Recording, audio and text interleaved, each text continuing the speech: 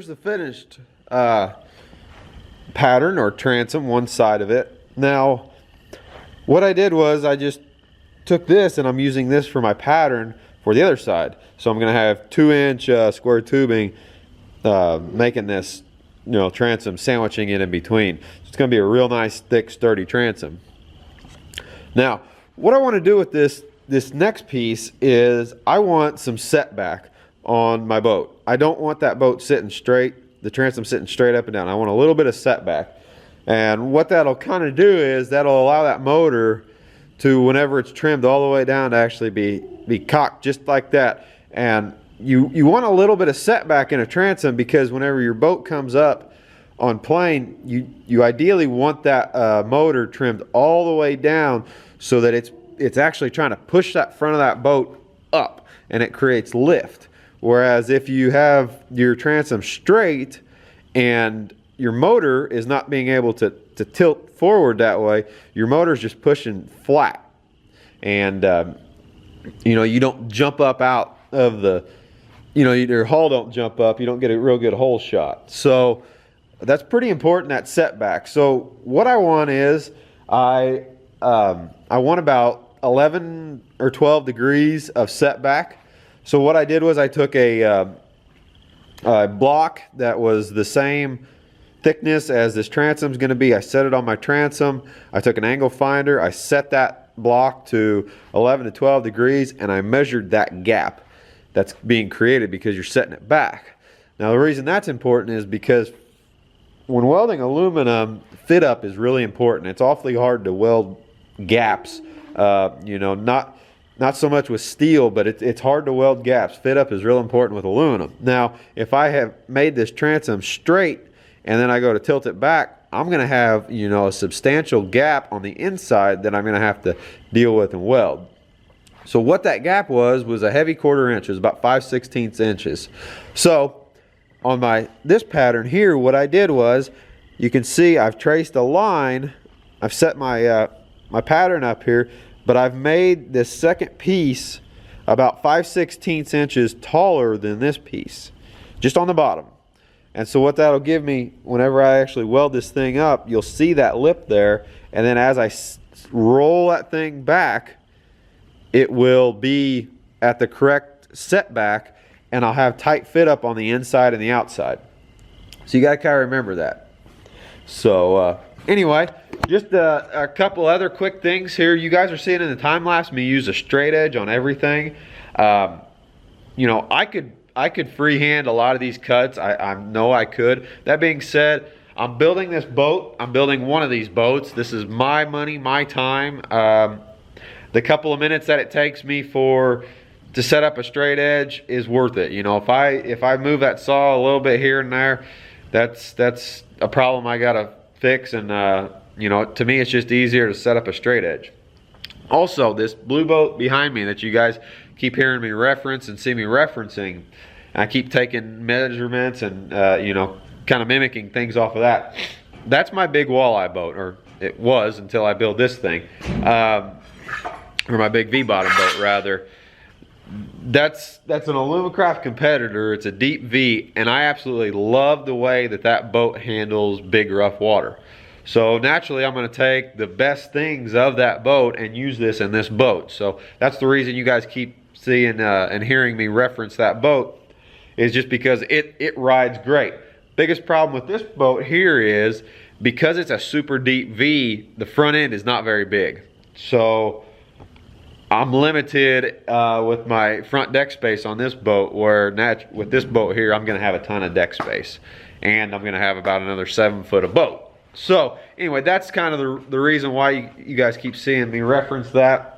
It's a good all-around boat, and I like the way it handles, so naturally I'm going to mimic what works.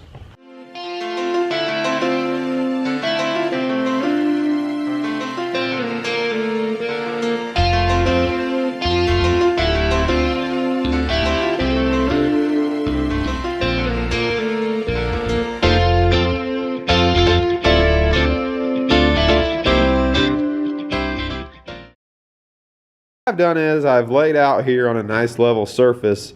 This is the very back of the transom. This is the smaller of the two pieces.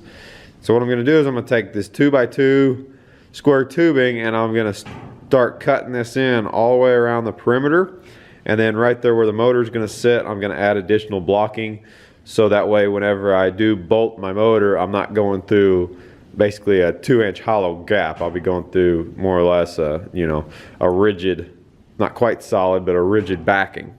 Installed. One thing to note whenever you do this, you're dealing with this flat piece that's got all these angles.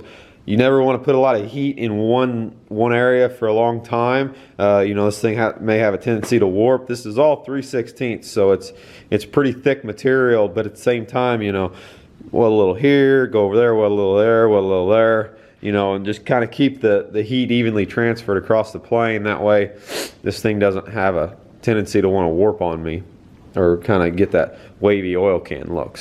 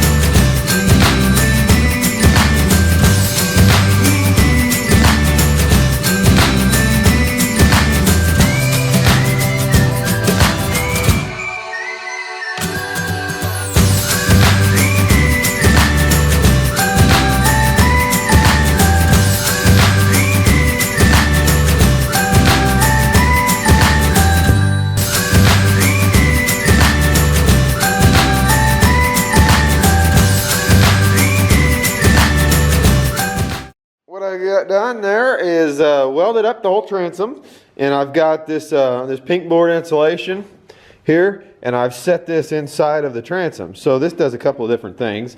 Number one, it adds a little bit of flotation, and number two, it does more of a sound deadening, you know, so you don't get that echoey sound through the water. I'll have this throughout the bottom of the boat as well. So we got the whole transom, the back end welded up. I'm about ready to sandwich the two together. So as you guys may be able to see, or may be able to see in the time lapse, I had a little bit of a screw up. I messed up a little bit. Whenever I laid this thing out, I forgot to measure my height of my my sides. What I did was I went up to my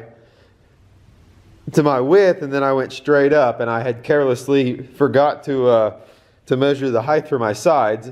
Luckily, right as soon as I started welding everything in, I caught myself, and I was able to fix it with the same material and everything else. But you know, this would be the bottom of the boat, and I need 28 inches for my sides before I start going up straight. And I had came out with my measurement, and I made that cut. I had initially intended on making that straight mark, and when I laid it out, I just had forgot. So you know, that's bad on me.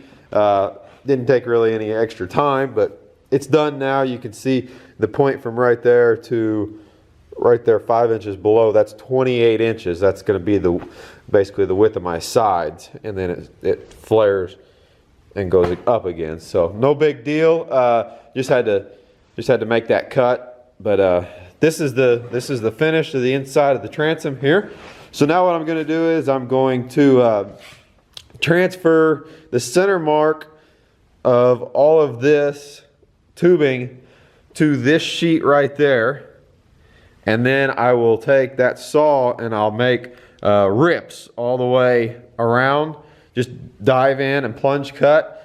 The thickness, that blade's got a real thick kerf on it, and then whenever I lay this on top of this sheet whenever I lay this sheet on top of this transom, then I'll have a place to weld. I'll have a groove, so I'll be able to weld that, and then grind down flush with what you're going to be able to see visible, and then the rest, you know, will be below the deck, so it won't really matter. But that's how I'm going to get my good weld on the on this connecting sheet, and then the top edge where you'll see will all be welded and then ground down, you know, to give the illusion that it's one solid piece of aluminum for the transom. So anyway, I'm gonna get set up for that, and I've got to make, you can see what I'm talking about here. I've got to make this rip. So what I did was, whenever I was laying it out, is I came up to what would be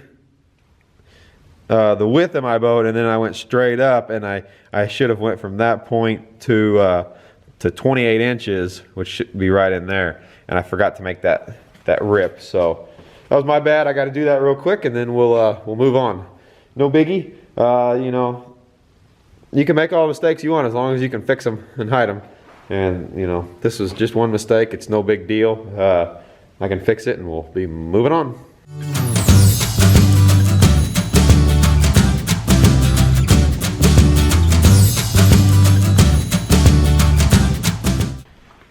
All right, so just about to weld this thing up here. Let me show you what I got and kind of illustrate what I've been talking about. So what I've done is I've taken my worm drive saw there. Now that blade's got like an it's a heavy 1/8 inch kerf on it. So what I did was I measured out, and you can see I just basically plunge cut in 2 blade widths. So I've got about a 1/4 inch there of a gap, and what I'll be able to do now is I'll be able to fill that, and that'll give me you know, basically weld into the back side of all my reinforcing. I went all the way down the sides, around the perimeter on my cross bracing, and everything else. Now, I didn't do anything up around this part because this will all be welded tight anyway, so there wasn't really any need to go through all that. Not to mention, all of this is going to be visible, so to keep from grinding everything down, since I want this smooth, I would rather just keep all the grinds you know, right there. It's just going to save me a lot of work, and it'll still be welded in you know, very securely. So anyway, you can see here I've left my gap on the bottom. That worked out nice, so whenever I go to pitch this thing, I'll have plenty of setback on my transom. So anyway, now all I've got to do is I've got to weld all these up, and then weld the top, blend all that in real nice, and then I just need to weld that top 5 inches on the outside. That'll be visible. All this other is going to be covered by the sides. So I'm about ready to get done with this transom. I have got a horrible mess here because I am running out of room, so I am going to be so excited to get this thing welded up, and then I can finally clean up this mess. So gonna get that done and get a good cleanup on here.